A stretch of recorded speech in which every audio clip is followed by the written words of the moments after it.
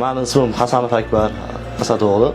Men o'zim shu metropolitenga yoshligimdan qiziqish bo'lgan, odamlar uyga formaga kirib kelardilar. Formani almashtirganlaridan keyin formani olib men kiyib olardim.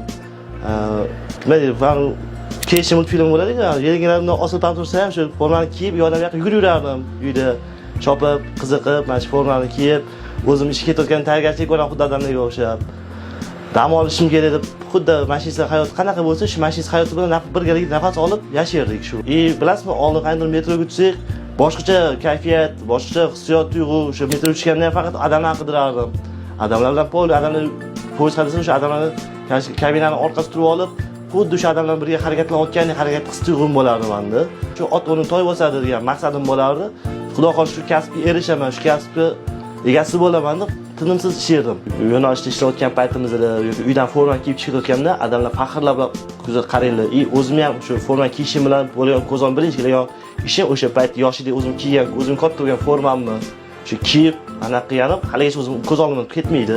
Ustozim asosan odamlar, ko'proq odamlarga men savol berib, shu o'zim ustida ishlab, yana ham bilimni mustahkamlab, shu atrofda odamlar gaplashib o'tirsa, yonimda farzandlarim ham shu eshitib, quloq solib, faxrlanib qarab, qiziqib, ular ham savol berishadi.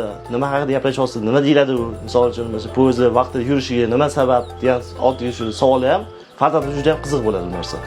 Mana shu metropolitenga ishga kirganimdan hech qachon afsuslanmayman. Yo'lovchilarni uzoqni yaqin qilayotganimdan faxrlanaman.